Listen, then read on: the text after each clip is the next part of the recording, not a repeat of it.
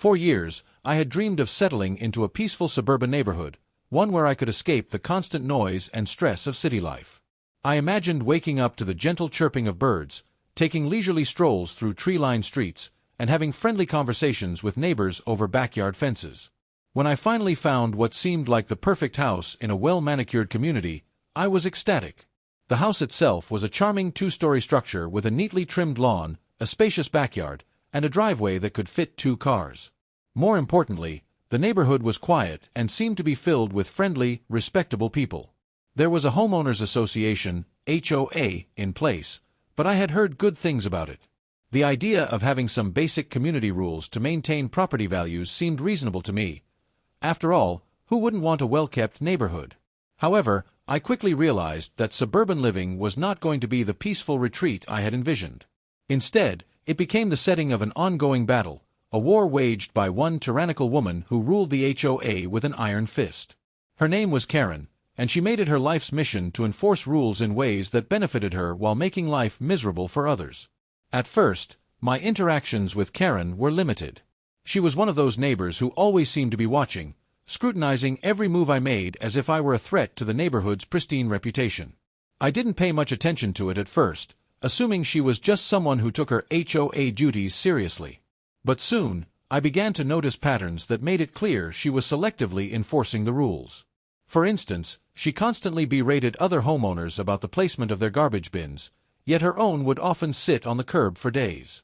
She issued warnings about lawns that weren't mowed to perfection, yet her backyard was an overgrown jungle.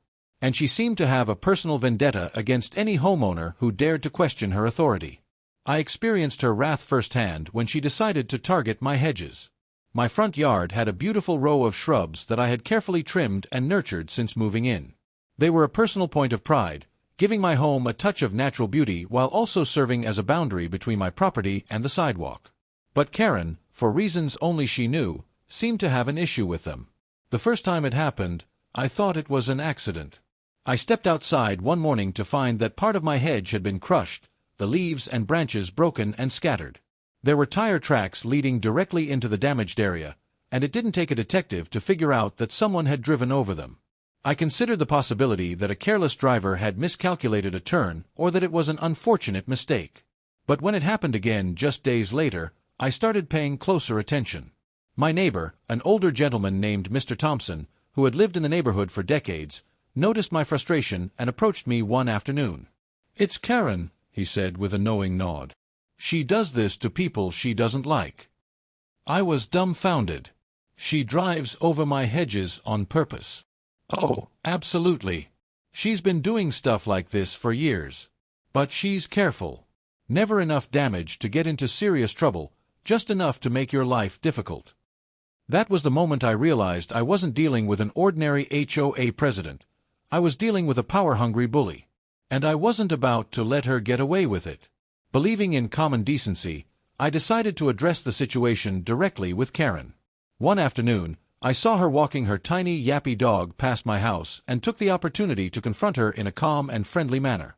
"Hey, Karen," I called out, forcing a polite smile. "I wanted to talk to you about something real quick." She stopped but didn't return my smile. "What is it?" she asked, her tone already defensive. "I noticed that someone has been driving over my hedges lately. I think it might have been an accident, but it's happened a couple of times now. I just wanted to ask if you've seen anything or if you might know who could be responsible." Karen's expression didn't change, but there was a flicker of amusement in her eyes. "Oh, those little bushes of yours? They're kind of in the way, don't you think? Maybe if they weren't so close to the sidewalk, people wouldn't keep running over them." I took a deep breath, trying to keep my composure. "They're within my property line, and I've made sure they don't obstruct the walkway. I'd really appreciate it if we could just be mindful of them." She smirked. "Maybe you should rethink your landscaping choices. This is a neighborhood with standards, you know." And with that, she walked off, her dog yipping at her heels. I stood there, seething. It was clear she wasn't just being difficult, she was doing this on purpose. And she had no intention of stopping. Determined to handle the matter formally, I decided to bring it up with the HOA board. Surely, if I presented the evidence, photos of the damage, tire tracks, and even a witness account from Mr. Thompson, they would take action. The next HOA meeting was held in the clubhouse, a polished venue where Karen sat at the head of the table like a queen on her throne. I waited patiently for my turn to speak, and when I finally did, I laid out my case clearly and concisely. Karen has repeatedly driven over my hedges, I stated.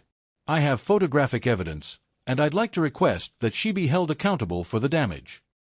Karen feigned innocence. I have no idea what he's talking about, she said with an exaggerated shrug. Maybe he should be more careful with his landscaping choices. If they're getting run over, maybe they're a hazard. To my utter disbelief, the other board members nodded in agreement. One of them, a timid-looking man, even suggested that I might be in violation of landscaping regulations. Perhaps we should discuss whether those hedges are in compliance, he muttered. I couldn't believe what I was hearing. Instead of addressing Karen's blatant disregard for property boundaries, they were turning this against me. It was clear, the HOA was either too afraid of Karen or too complicit in her games to stand up to her. That night, as I sat on my porch staring at the damaged hedge, I realized that playing fair was no longer an option. Karen had declared war, and I was more than ready to fight back. But I wouldn't stoop to her level, I'd outsmart her.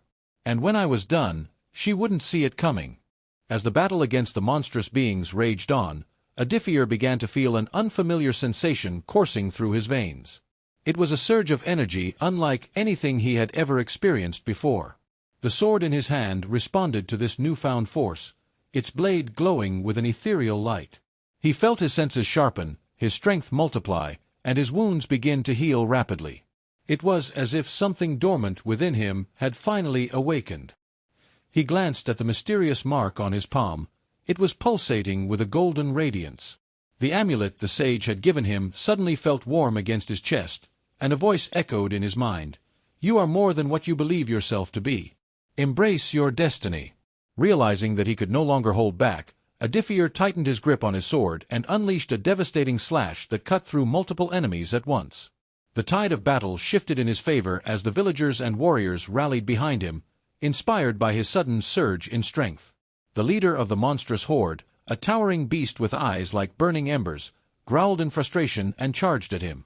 But this time, Adiffier did not retreat. He faced the beast head-on, ready to test the full extent of his awakened power. After the battle, the villagers celebrated their unexpected victory. They hailed Adiffier as their savior, but he was more focused on understanding the source of his newfound strength. He sought out the sage, who had been watching the events unfold with keen interest. The power within you, the sage began, is the legacy of your ancestors. Long ago, your bloodline was blessed by the gods themselves. But over time, the knowledge of this power was lost, until now. The mark on your palm signifies your connection to an ancient lineage of warriors who once protected these lands. Adiffier struggled to process this revelation. He had always been an ordinary warrior, but now he realized that his destiny was far greater than he had ever imagined. The sage continued, You must learn to control this power, for it will either be your greatest weapon or your undoing. There are still forces at play that seek to destroy everything you hold dear. Determined to understand his heritage, Adiffier set out on a journey to uncover the secrets of his ancestors. He knew that knowledge alone would not be enough. He needed to train and master the abilities that had awakened within him. Adiffier's quest led him to a hidden temple deep within the mountains, where ancient scriptures spoke of trials that only the worthy could complete. These trials were designed to test not just physical strength, but also wisdom, resilience, and the purity of one's heart.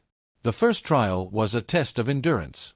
Adiffier had to navigate through a treacherous labyrinth filled with traps and illusions designed to break his spirit. He relied on his instincts and newfound abilities to persevere, emerging victorious after days of struggle. The second trial tested his wisdom. He encountered an ancient guardian who presented him with riddles and moral dilemmas. Each choice he made carried weight, and he had to trust his inner judgment to make the right decisions. After successfully proving his intellect and understanding of justice, he was allowed to proceed. The final trial was the most dangerous. He had to face a manifestation of his deepest fears.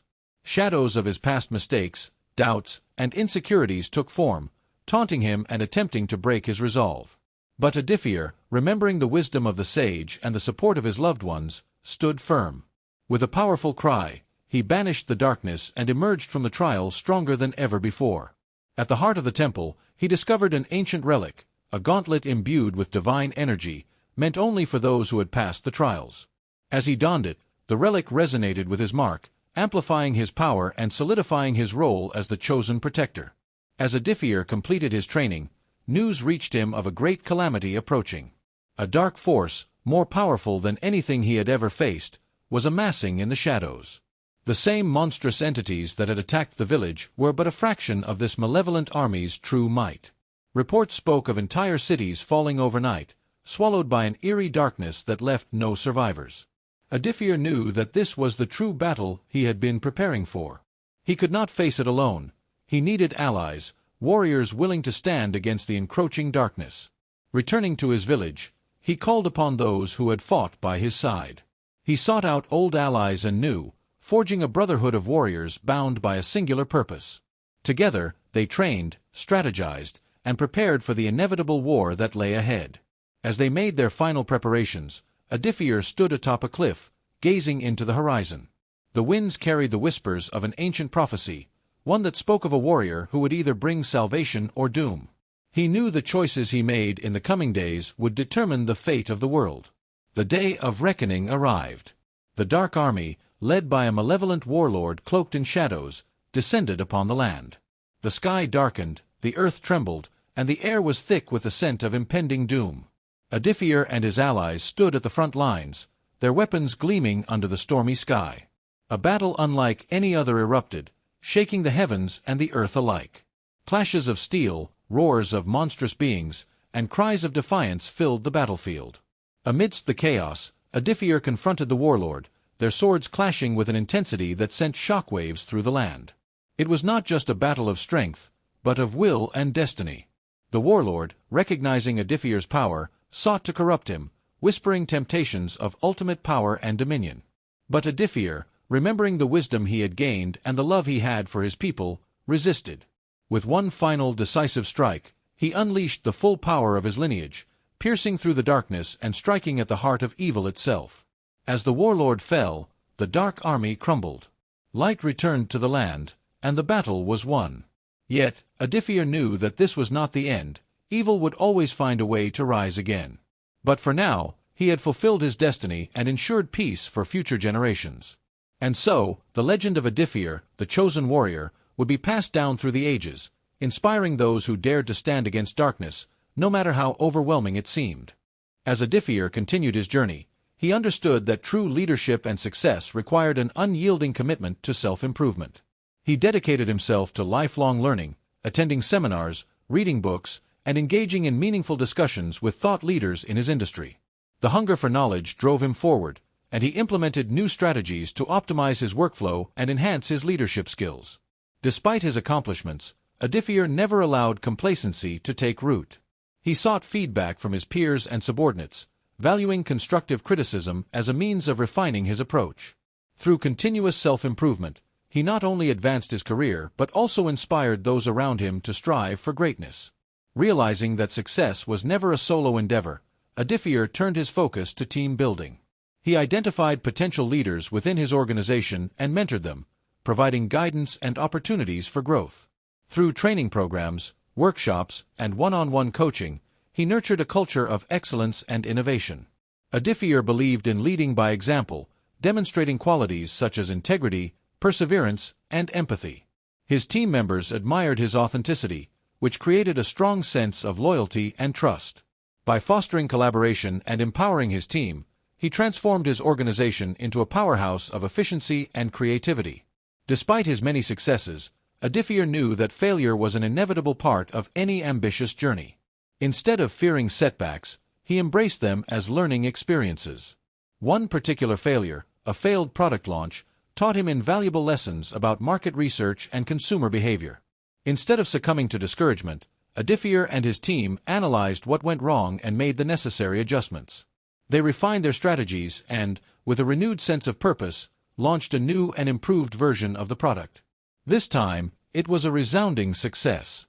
Through resilience and a growth mindset, Edifier turned failures into stepping stones toward greater achievements. As Edifier reached new heights in his career, he never forgot the importance of giving back to society. He established a foundation that focused on education and skill development for underprivileged youth. His philanthropic efforts extended beyond financial donations. He personally mentored young individuals, sharing his knowledge and experiences to help them carve their own paths to success. Through scholarships, mentorship programs, and vocational training, Adifier's foundation changed the lives of countless individuals. His belief in the power of education and opportunity was evident in every initiative he supported. By uplifting others, he found a deeper sense of fulfillment and purpose. Adifier's journey was not just about personal success, it was about creating a lasting impact. As he reached the pinnacle of his career, he focused on building a legacy that would endure beyond his lifetime. He documented his experiences in a book, sharing his insights with aspiring entrepreneurs and leaders. His influence extended far beyond his immediate circle, as his principles and strategies were adopted by companies and individuals worldwide. Adifier's story became a beacon of inspiration, proving that with resilience, determination, and a heart for service, anyone could achieve greatness. His legacy was not measured solely in financial terms, but in the lives he touched, the minds he inspired, and the positive change he catalyzed. Adifier had transformed from a determined young man with a dream into a legendary figure whose name would be remembered for generations to come. As Adifier's company reached new heights, the world faced an unforeseen crisis, a global recession that threatened to dismantle years of progress. The economic downturn led to massive layoffs, shrinking markets, and an uncertain future for businesses worldwide. Adifier, however, was not one to back down from a challenge. He believed in the resilience of his organization and its people. Instead of resorting to drastic cost-cutting measures, he devised a strategic plan that focused on long-term sustainability. Adifier implemented innovative cost-reduction strategies without compromising employee welfare. He introduced a flexible work culture, encouraged remote work, and optimized supply chains to reduce expenses. By focusing on digital transformation, his company adapted quickly, launching new online services that met the changing needs of customers. While many businesses faltered, Adifier's leadership ensured his company not only survived but emerged stronger than ever. His ability to foresee challenges and act proactively solidified his reputation as a visionary entrepreneur. With the crisis behind them, Adifier saw an opportunity to take his company global. He had always envisioned expanding beyond domestic markets, and now, with a solid foundation, he was ready to make that vision a reality. He conducted thorough market research, identified key regions with potential, and established international partnerships. Adifier's expansion strategy was meticulous. He understood that entering a foreign market required more than just financial investment. It required cultural understanding, localization, and adaptability. His company hired local talent, tailored products to regional preferences, and engaged in strategic marketing campaigns that resonated with diverse audiences. Despite challenges such as regulatory hurdles, stiff competition, and cultural differences, Adifier's perseverance paid off. Within a few years, his company had a strong presence in multiple countries, with offices in major global cities. The international expansion not only increased revenue but also solidified his company's position as a global industry leader. Success, to Adifier, was never just about financial gains. He firmly believed in using his wealth and influence to make a difference in society. His philanthropic initiatives became an integral part of his legacy. He launched several charitable programs focusing on education, healthcare, and environmental sustainability. One of his most notable projects was the establishment of a scholarship program for underprivileged students. Having struggled financially during his own education, Adifier knew the value of academic support. His initiative provided scholarships to thousands of deserving students, enabling them to pursue higher education and achieve their dreams. Additionally, he invested in healthcare facilities in rural areas, ensuring that people in remote regions had access to quality medical care. He also supported environmental sustainability by funding tree planting drives, promoting renewable energy, and advocating for responsible business practices. Adifier's philanthropic efforts inspired other business leaders to contribute to society, leading to a wave of positive change. His belief in giving back proved that true success is measured not just by wealth but by the impact one has on the world. Just as Adifier was basking in the glory of his accomplishments, life threw him an unexpected challenge. A major crisis within the company threatened everything he had built. A corporate scandal involving top executives came to light, shaking investor confidence and damaging the company's reputation. Odifier was devastated but refused to let the situation spiral out of control. He took immediate action, conducting a transparent internal investigation, holding those responsible accountable, and implementing stronger ethical guidelines to prevent future misconduct. He personally addressed stakeholders, customers, and employees, assuring them of his commitment to integrity and ethical business practices. His honesty and swift decision-making reassured investors, and gradually, the company regained its lost credibility. Odifier's ability to handle adversity with courage and decisiveness once again proved his exceptional leadership skills. As years passed, Odifier realized that his journey had been more than just building a successful company. It had been about inspiring people, creating opportunities, and making a lasting impact. He decided to step down from his active role in the company, passing the leadership baton to the next generation.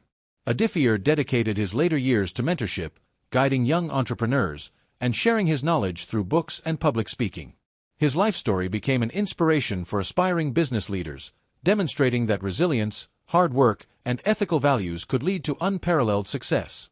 Looking back, Odifier saw not just the milestones but the struggles, sacrifices, and lessons that had shaped him. His legacy was not just in the empire he built but in the countless lives he touched along the way. As he stood on the stage delivering his final speech as the founder of his company, he ended with words that echoed the essence of his journey. Success is not about where you start but how far you're willing to go. Dream big, work hard, and never lose sight of your values. That is the true path to greatness.